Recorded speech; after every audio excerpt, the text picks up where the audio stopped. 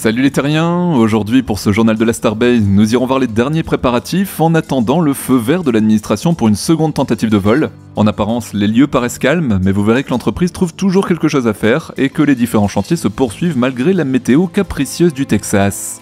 Au programme des maintenances, des tests, des vérifications en tout genre et même des exhibitions de produits. Et oui, vous verrez que le PDG de SpaceX et de Tesla doit avoir une sainte horreur du vide, ce qui fait qu'il ne manque jamais une occasion de faire de la publicité pour ses voitures électriques qu'il affectionne tout particulièrement. Vous êtes prêts? Allez, c'est parti pour les actualités de la Starbase.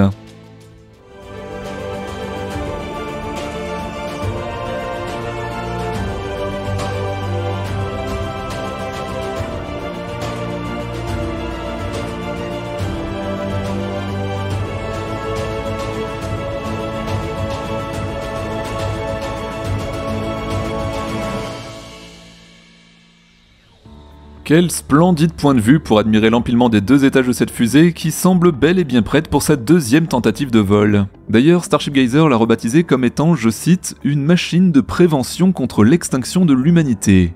Bon alors oui, effectivement, dans un contexte catastrophique où l'humanité serait obligée de quitter sa planète d'origine pour coloniser sa banlieue proche, pourquoi pas. Mais en revanche, moi je veux être certain que ce truc vole bien, hein. Avant de m'embarquer dedans, je veux m'assurer que c'est fiable, et non parce que si ça ne fonctionne pas, je n'ai pas envie de subir une EPA. Ah pardon, avec Elon Musk ça veut dire une extinction personnelle anticipée. Les plaisanteries les plus courtes étant les meilleures, ou pas d'ailleurs, laissons là ces distractions et allons voir ensemble ce qu'il se passe sur le site de lancement. Mais en fait, est-ce qu'il se passe vraiment quelque chose?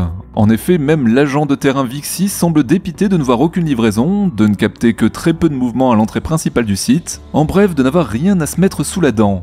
L'endroit étant peut-être trop calme aux yeux d'Elon Musk, qui ne manque jamais une occasion de faire de la com pour ses différentes activités, le nouveau Cybertruck ne s'est pas contenté d'un simple tour sur le tarmac de la Starbase, non, il s'est carrément livré à une véritable exhibition, notamment au pied de la table orbitale.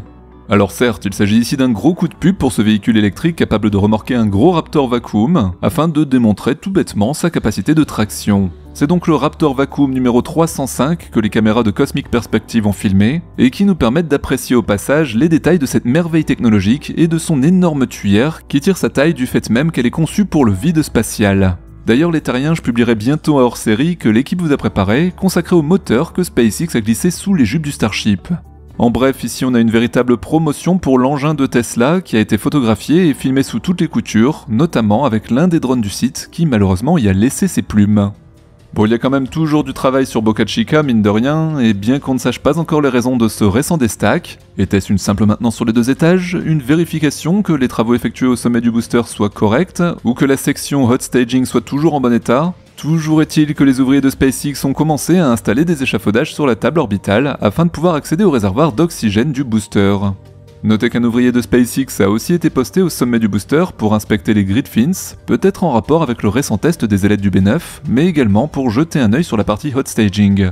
Cependant, nous ne savons pas à cette heure s'il s'agit d'une simple vérification liée aux maintenances en cours sur le pas de tir ou si l'entreprise rencontre un véritable problème avec la nouvelle section dédiée à la séparation à chaud des deux étages. Et il suffit qu'on en parle pour que justement dans la soirée de lundi, vous voyez c'est tout frais, les équipes de la Starbase s'affairent dans les airs pour retirer la couronne du B9. Peut-être qu'au final, les derniers ajustements sont bien pour cette section de hot staging, dont on se demande si l'empilement prolongé avec le vaisseau n'a pas posé quelques petits problèmes techniques, affaire à suivre. Toujours sur le site de lancement, si l'on prend un peu de hauteur, on s'aperçoit que des travaux sont toujours en cours, notamment à côté du pas de tir suborbital C, juste derrière le récent mur d'enceinte. Le terrain vague qui avait été mis à niveau est désormais recouvert de goudron, ce qui met un terme, selon la Padre, aux différentes et nombreuses théories sur la reconversion possible de cette partie inutilisée du site de lancement. En effet, selon lui, il semblerait que les équipes de SpaceX aient prévu, tout simplement, un parking. Faisons à présent un point très rapide sur les prototypes, car très peu de mouvements de ce côté-ci. La petite nouveauté sur le site de Sanchez, sur le Rocket Garden plus exactement, où le S-28, qui n'a pas bougé de son stand d'installation des moteurs depuis un moment maintenant, a tout de même déployé ses ailerons, probablement lors d'un test de vérification. En apparence, le prototype semble prêt, mais en apparence seulement, car les ouvriers s'affairent à l'intérieur du vaisseau et les échafaudages n'ont toujours pas été retirés. Le booster 13 a reçu dernièrement son tuyau d'alimentation, ce long tube central qui passe à travers le réservoir à oxygène et permet d'alimenter les moteurs en méthane. Pour rappel, le réservoir de méthane est situé au-dessus du réservoir à oxygène. Autre prototype sollicité dernièrement, c'est le S-29 qui a subi un test cryogénique tellement court qu'on se demande s'il n'a pas été avorté justement. Les deux réservoirs semblent avoir été remplis à même pas 1/10 de leur capacité, ce qui laisse à penser qu'un problème est survenu, mais je vous tiendrai informé dès que j'en saurai un peu plus sur le sujet. Le S-26, quant à lui, à l'heure où j'écris la vidéo, se prépare pour un exercice, un spin prime test, sans doute à venir pour ce prototype, avant un tir statique, nous le saurons bien assez tôt. Pour rappel, ça fait désormais quelques semaines qu'il est sur le pas de tir suborbital B, et il est grand temps pour lui de commencer sa campagne de test. Du côté du site de construction, les chantiers se poursuivent normalement, même si une tempête est venue faire des frayeurs aux équipes de SpaceX. On en parlait samedi dernier, le treuil de la grue interne du second Mega B a été livré dernièrement et justement été hissé par la grue LR11000 afin d'être installé à l'intérieur du nouveau bâtiment. Pour rappel, malgré les supports des boosters, les tables tournantes, ces infrastructures qui permettent de surélever les engins et de les faire pivoter sur leur axe, les grues installées à l'intérieur des hangars restent nécessaires pour soulever les prototypes et les installer sur leur stand. Du côté de la Star Factory, la dernière rangée des plus hautes colonnes d'acier a été livrée. Ces dernières ont commencé à être posées et serviront de piliers pour la partie la plus haute sous plafond, celle qui correspond à la zone dédiée aux coiffes des vaisseaux. Le bâtiment est ici arrivé presque au bout de l'extension, et notez que la Star Factory doit encore s'étendre en lieu et place des tentes numéro 1 et 2 qui ont été détruites récemment. Notez aussi qu'une véritable tempête s'est abattue sur la Starbase et qu'un vent très fort a arraché une partie du revêtement du toit récemment installé sur l'extension de la Star Factory. Alors même si ce n'est pas forcément flagrant sur les images, cette partie arrachée est allée se fracasser sur un angle du toit du second Mega B, fort heureusement aucun blessé à déplorer. Bon, le deuxième Mega B apparemment, une fois la tempête passée, ne semble pas avoir été trop impacté par le choc, ce qui au passage nous permet de voir un peu les progrès sur le dernier étage, avec, on le voit très bien ici sur les images de Mauricio de RGV Aerial Photography, les deux angles du fond qui n'ont pas été recouverts de plancher. Ceci afin de laisser le passage pour les deux ascenseurs censés desservir le dernier étage.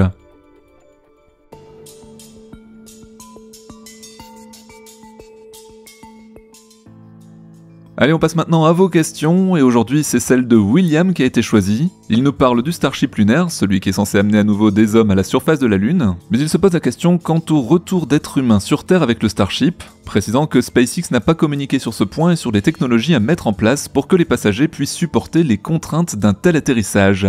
Alors effectivement, le programme Starship avance finalement assez vite, pour dire qu'il s'agit d'un projet entièrement nouveau et sorti d'une page blanche il y a un peu plus de 5 ans maintenant. Si les priorités récentes se tournaient vers la création du pas de tir et de ses auxiliaires, la finalisation du design des boosters et des Starships, la récente quasi-démonstration en vol du premier vaisseau complet, même si pas totalement concluante, nous fait entrer dans la phase suivante, celle de la récupération et de la réutilisation des deux parties distinctes composant cette fusée géante. Bien que plusieurs pistes aient été annoncées, tant par SpaceX que par des observateurs indépendants, la technique qui sera effective pour récupérer ces deux mastodontes d'acier est loin d'être finalisée et à jour, deux mastodontes donc avec chacun une méthode de retour sur Terre spécifique.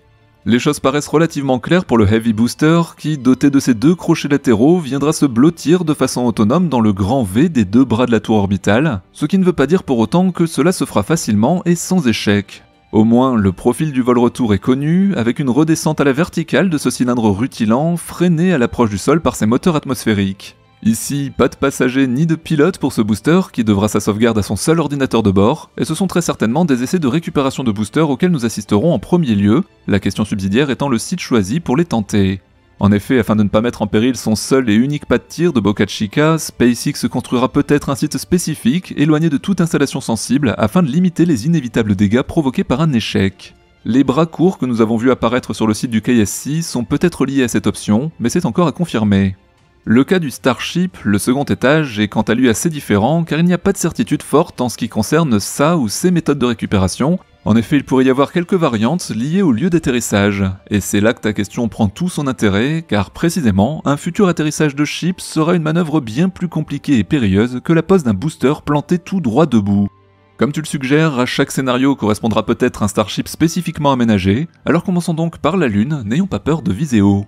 Premier cas de figure, le Starship lunaire, ou HLS pour les aficionados des acronymes branchés, aura comme mission de faire la navette entre une orbite lunaire, où elle pourra s'arrimer à la future station lunaire orbitale, poétiquement baptisée Gateway, une sorte de chambre d'hôte tout confort pour cosmonautes en goguette, et la surface de la Lune. L'orbite de la station orbitale sera fortement elliptique avec un périgée à 3000 km et un apogée à près de 70 000 km, et si tout se passe comme prévu, elle sera ravitaillée depuis la Terre par la nouvelle version du cargo Dragon XL développé par SpaceX sur commande spéciale de la NASA.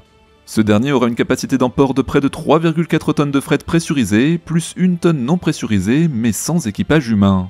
La mise en place de la station ainsi que les ravitaillements ultérieurs seront assurés par la version Falcon Heavy, bien connue et suffisamment puissante pour ses missions au long cours. Un des rôles de notre Lunar Starship sera donc d'assurer le transfert de fret fraîchement arrivé de la Terre vers la surface de la Lune. Son rôle de cargo est donc essentiel. Comme tu le précises dans ta question, William, justement, pas d'atmosphère sur la Lune, donc pas de possibilité de freinage aérodynamique posé sur le ventre, ni bouclier thermique non plus. Tout devra se faire au moteur, jusqu'à la pose en position verticale après déploiement de pattes suffisamment larges et solides. Notons au passage que notre fière et blanche chandelle ne devrait pas être équipée de moteurs dits Sea Level, car sur la Lune il n'y a précisément pas de Sea Level. Sur un tel profil de mission, les efforts de poussée des moteurs seront toujours dans l'axe du vaisseau, à la descente comme à la remontée. Les accélérations subies par le vaisseau et l'équipage ne devraient pas dépasser 2 ou 3 G, afin de permettre à des passagers presque normaux de voyager sans besoin d'entraînement hyper poussé au préalable. Tous les équipements internes, cloisons, réservoirs, sièges passagers, supports à fret, seront probablement agencés en étages ronds superposés, ce qui correspond à la majorité des illustrations que nous pouvons voir sur le net. Le Starship lunaire étant également destiné à servir de base lunaire sur des durées variables, tout du moins au début de la colonisation, l'aménagement intérieur ressemblera donc à celui d'une tour d'habitation, un HLS lunaire en forme de HLM terrestre, plutôt comique. C'est également la disposition la plus facile à réaliser d'un point de vue structurel, les différents plafonds entre étages servant à rigidifier l'ensemble, les sièges et ou lits des passagers seront solidement fixés sur les planchers, et ceux-ci pourront profiter du spectacle en regardant au travers des hublots disposés à leur égard. Une belle simplicité, mais qui ne correspondra qu'aux missions lunaires malheureusement. Le deuxième cas de figure, qui est assez proche de la version lunaire, c'est celui des versions d'exploration interplanétaire du vaisseau qui seront également développées à destination de planètes et autres lunes du système solaire, mais cette fois sans possibilité de s'y poser car dépourvues de tout système d'atterrissage. Ces vaisseaux d'exploration lointaine seront, comme le HLS, dénués de tout bouclier thermique ou aileron et habités ou pas selon la durée du voyage. Mais ne rêvons pas, une exploration de Jupiter ou Saturne et ses satellites par un équipage humain ne sera pas possible avant très longtemps, compte tenu comme d'habitude de sa durée qui se compterait en années. Vitesse distorsion 5, ça restera donc une phrase culte encore de nombreux siècles, j'ai envie de dire. Pour une mission plus proche, par exemple un survol de Vénus ou Mercure, un équipage courageux pourrait être envisagé. La disposition intérieure des équipements serait alors fortement inspirée de celle de notre actuel ISS, c'est-à-dire en apesanteur, pas de haut ni de bas, la notion d'étage n'a plus de raison d'être, sauf psychologique, et tous les équipements techniques, scientifiques, de survie ou de pilotage seraient disposés exclusivement en fonction d'exigences liées à la vie en apesanteur, comme dans l'actuelle Station Spatiale Internationale. La structure mécanique d'un tel vaisseau ne serait pas trop sollicitée par ce genre de mission longue, les plus fortes contraintes étant subies lors du lancement depuis la Terre. Ensuite, dans l'espace, seule une poussée relativement faible des moteurs est nécessaire au changement de trajectoire, les occupants ne subiront pas d'accélération démoniaque les écrasant au fond de leur siège. C'est donc plutôt cool pour les passagers, sauf si un principe de gravité artificielle par mise en rotation de 2 engins autour d'un moyeu commun est envisagé. Ce principe de gravité forcée possède des avantages, mais aussi de solides inconvénients. S'il offre effectivement à des cosmonautes une illusion de gravité, celle-ci serait de mauvaise qualité domestique à cause d'une force de Coriolis importante et très gênante au quotidien. De plus, elle provoquerait également de fortes contraintes mécaniques sur les 2 engins accrochés ensemble et mis en rotation. Accrochés par leur nez, la gravité reproduite imiterait celle d'un vaisseau posé debout, et accrochés latéralement par les flancs, et c'est toute l'organisation interne qui serait orientée dans le sens de la longueur de coque, avec des contraintes mécaniques gigantesques qui plieraient certainement les vaisseaux en 2 au bout d'un moment. Donc cette idée, on l'oublie, même si ça fait joli sur les animations 3D. Je prends ici comme hypothèse supplémentaire que le ou les vaisseaux d'exploration spatiale interplanétaire décollent de la Terre sans équipage, ceux-ci rejoignant ensuite leur mobilhome cosmique à l'aide d'une capsule traditionnelle. Pour le retour sur Terre quelques mois plus tard, eh bien j'imagine très bien la manœuvre inverse, toujours avec une capsule traditionnelle.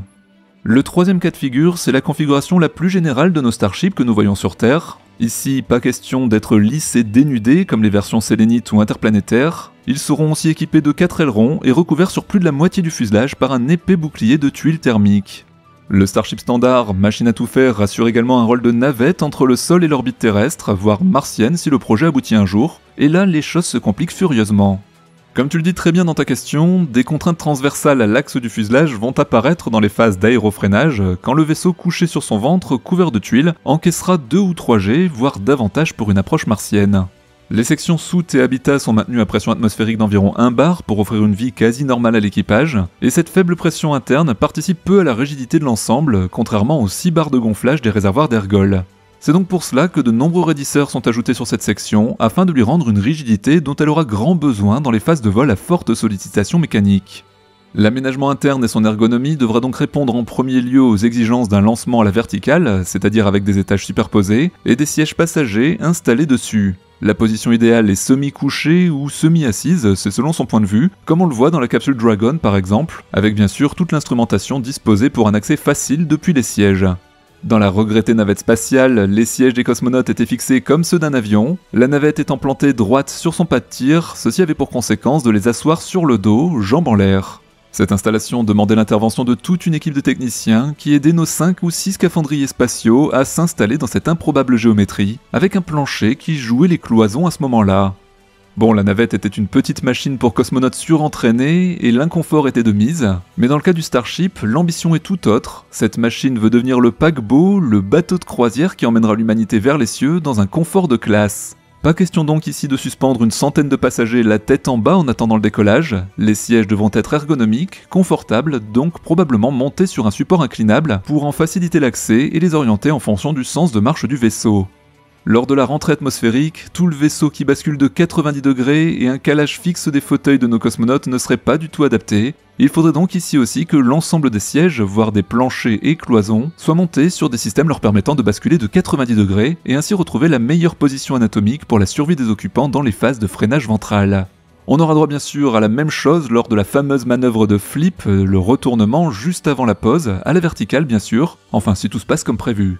A priori, les illustrations des Starships que nous avons vues jusqu'ici n'intègrent pas cette contrainte de basculement de l'axe de pesanteur ressenti dans le vaisseau, mais c'est pourtant un point qui ne pourra pas être ignoré, sous peine de faire jouer de force à nos intrépides pionniers, un jeu de cochon pendu qui ne les ravira certainement pas.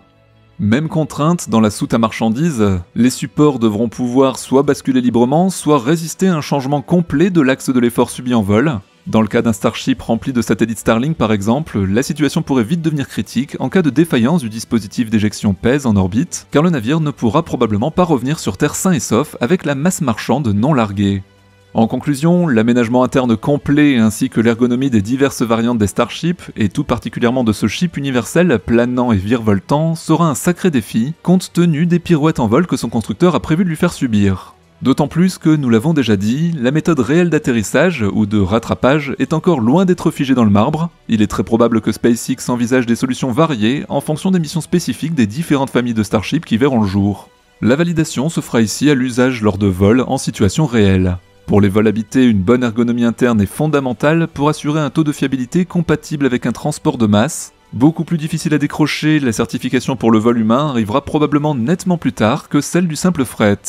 Donc si un jour le grand public peut acheter sur internet son billet pour un week-end sur la Lune en tout confort, eh bien le projet Starship aura rempli toutes ses promesses. En tout cas, des promesses il en faut, elles alimentent nos rêves et elles nous poussent vers l'avant. Voilà les terriens, je ne peux que vous encourager à participer à cette émission en posant vos questions et vos remarques en commentaire, c'est toujours intéressant pour nous d'avoir des retours de votre part sur nos vidéos. Et puis bien sûr, si vous voulez soutenir notre travail, je vous invite à partager la vidéo, à vous abonner si ce n'est pas déjà fait, à activer la cloche de notification pour être informé lorsque je poste une vidéo sur la chaîne, et enfin à faire briller ce pouce bleu afin que nous puissions continuer de vous informer sur le programme Starship chaque semaine. On se retrouve ce vendredi avec l'actualité spatiale de la semaine, et en attendant, je vous souhaite une bonne soirée. Salut les terriens!